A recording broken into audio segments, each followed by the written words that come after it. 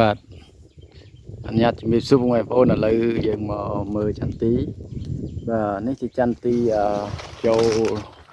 ខែក្តៅនេះចូលពាក់កណ្ដាលខែ4ថ្ងៃទី24 25នេះហើយវាយើងនៅកប់ស្អាតហើយទៅភ្លឺថ្ងៃ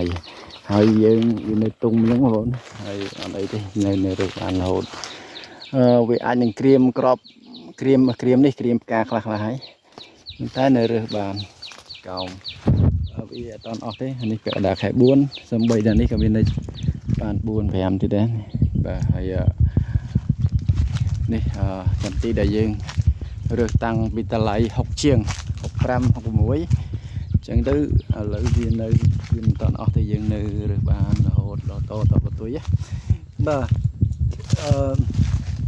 មើលទៅនេះ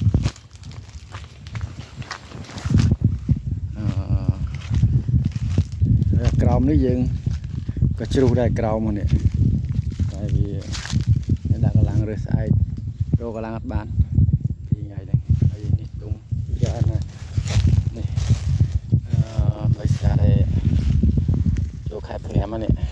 ជាខែ5ហ្នឹងហើយ24ហើយ5ហ្នឹងអញ្ចឹងវានៅទុំ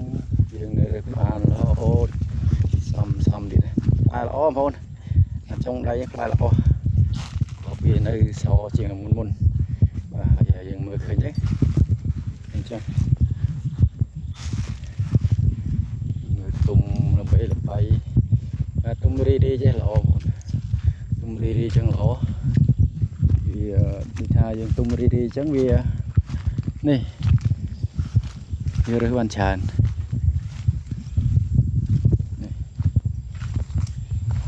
អញ្ចឹងអត់អីបងប្អូនមានតែប៉ុណ្្នឹងវាជម្រាបលាទាំងអស់នេះវីដេអូខ្លីដែរនេះ